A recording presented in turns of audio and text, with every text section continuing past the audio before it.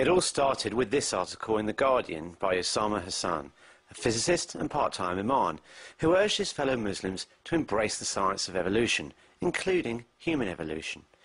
Deen, a Muslim blogger, responded saying that many scientists in the field of biology and paleontology cast doubt on evolution. I then made a video showing that he was misquoting those scientists, and I used shots from his original blog post to show I wasn't misquoting Adam. Deen is a speaker frequently used by the Muslim Debate Initiative. Their stated aims are promoting debate, dialogue, discourse and discussion between all sections of the global community. They go on to say, MDI welcomes non-Muslims to get involved and participate in the debate. If you are of any particular belief or political ideology, we welcome you and wish to provide you with a platform to debate. But yet my video, which attempted to do exactly that, has now been censored.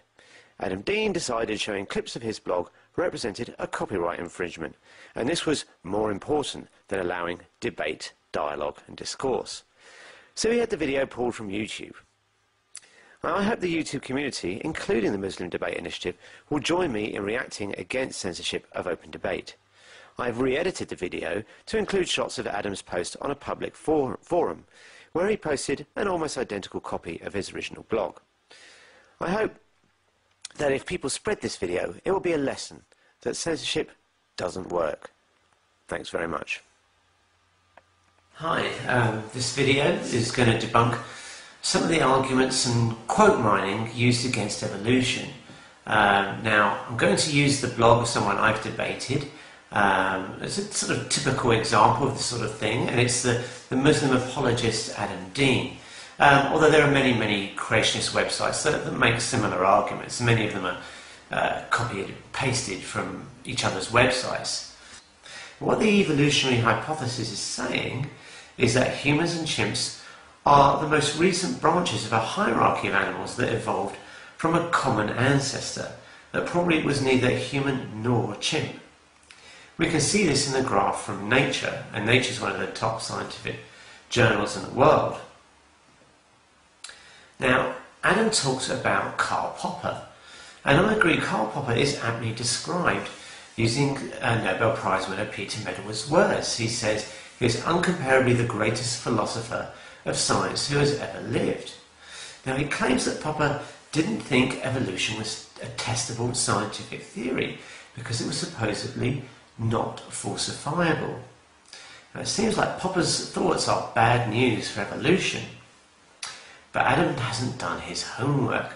Popper was a big fan of Darwin, and although he at one point said it wasn't testable, he later recanted. And here you can see one of his lectures. Let's just take a look here. So he says, I still believe that natural selection works in this way as a research program. Nevertheless, I have changed my mind about the testability and the logical status of the theory of natural selection, and I am glad to have an opportunity to make a recantation. My recantation may, I hope, contribute a little to the understanding of the status of natural selection.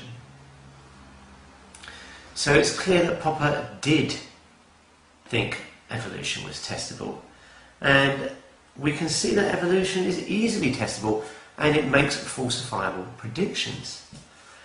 The theory that humans and chimps evolved from a common ancestor can be tested in many ways. Here are just two examples.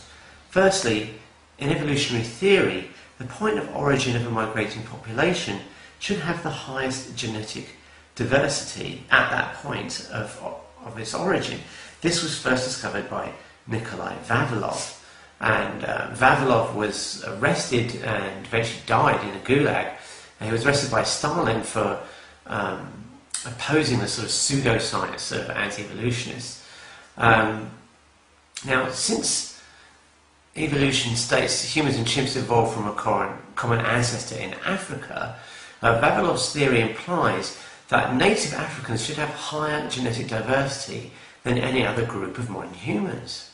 And this is exactly what has been found. You can read this article here, or if you want the peer-reviewed article, you can go here. Now, another falsifiable prediction is that humans should have evidence of a fused chromosome, as humans have one less pair of chromosomes when compared to other primates like chimps.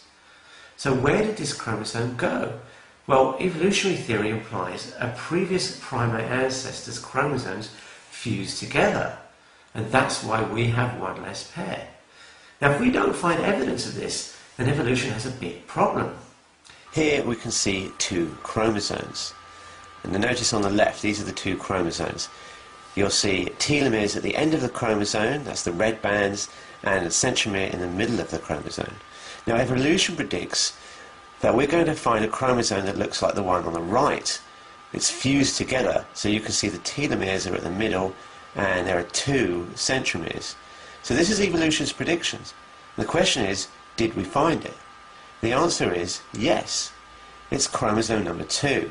And you can see this in the discussion on the paper in Nature, and you can see other peer-reviewed research confirming this here and here. So, sorry Adam, Popper recanted his statement. He was a big dog in himself, and this puts him in complete agreement with the data and shows evolution does make falsifiable predictions, and these have been shown to be remarkably accurate. More importantly, what falsifiable predictions does the creationist view make? I would love to hear an answer to that. Now, the next quote is from David Rauch of the Fields Museum. Now, let's see the full context of this quote. Here you can see here that what Rauch is saying is that the fossil record doesn't tell us what mechanism of evolution occurred, not that it doesn't tell us that evolution occurred. Now, I don't have access to the original article here, so I'm using this blog. But what I do have is an essay written by David Rauch in this book. And we can see he's very clear. The fossils say yes to evolution. Now, according to Deen, Mark Ridley's words further muddy the waters. Well, they do if you're Adam Deen and like taking quotes out of context. Let's look at the original quote and see if it really does muddy the waters. Now, this is the section that Adam Deen quotes. It's the bit that says, in any case, no real evolutionist, whether gradualist or punctuationist, uses the fossil record as evidence in favour of the theory of evolution. But what is the bit that Adam Deen doesn't want you to see? It's the very next sentence. This does not mean that the theory of evolution is unproven, says Ridley. And he goes on to say that there are many kinds of evidence for evolution and that we don't need the fossil evidence. He's not saying that the fossil evidence is inconsistent with evolution. And I think to imply otherwise is either bad scholarship for not reading the article, or it's simply dishonest. It's one of the two. Next, we are told that Stephen Jay Gould invented his theory of punctuated equilibrium to account for the lack of fossils. But let's see what Gould really has to say. And here are his words. For that matter, what better transitional form could we expect to find than the oldest human, Australopithecus afarensis? With its ape-like palate, its human upright stance, and a cranial capacity larger than any ape of the same body size, but a full 1,000 cubic centimetres below ours. And he goes on to say, faced with these facts of evolution and the philosophical bankruptcy of their own position, creationists rely upon distortion and innuendo to buttress their rhetorical claims. And if I sound sharp or bitter, indeed I am, for I have become a major target of these practices. Since we propose punctuated equilibria to explain trends, it is infuriating to be quoted again and again by creationists, whether through design or stupidity, I do not know, as admitting that the fossil record includes no transitional forms. Transitional forms are generally lacking at the species level, but they are abundant between larger groups. So clearly we see the same pattern. A genuine scientist is being misquoted to imply something that they never meant to imply. Next we have Barrow and Tipler's book, The Anthropic Cosmological Principle.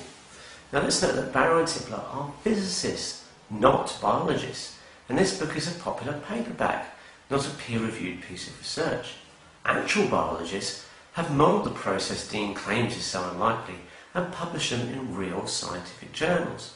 For example, again here in Nature, one of the most respected scientific journals in the world, we see these findings show how complex functions can originate by random mutation and natural selection. And the same biologists didn't just stop at calculations and simulations, they did the experiments. Here we can see Richard Lenski's research where they observed E. coli bacteria over thousands of generations. And look at the conclusion again in Nature. Almost all of these mutations were beneficial. So there we have it. That's the last of Adam's links, the anthropic principle. What we see is that none of Deen's claims stand up.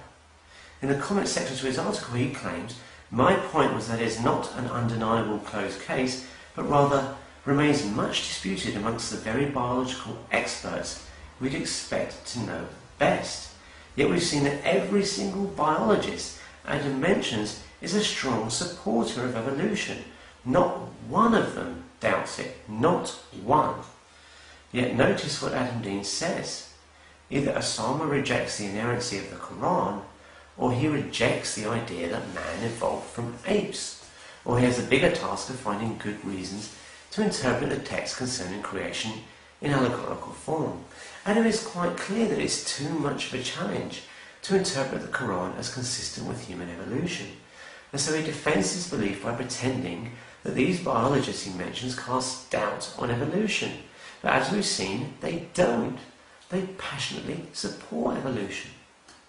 But the evidence for evolution is overwhelming, and just in case you think there is not a consensus on this issue, let's look at the statement from the National Academy of Sciences in the States. They say, "Today there is no significant scientific doubt about the close evolutionary relationships among all primates, including humans. Scientists have unearthed thousands of fossil specimens representing members of the human family. A great number of these cannot be assigned to modern human species, Homo sapiens. Most of these specimens have been well dated, often by means of radiometric techniques. They reveal a well-branched tree, parts of which trace a general evolutionary sequence leading from ape-like forms to modern humans."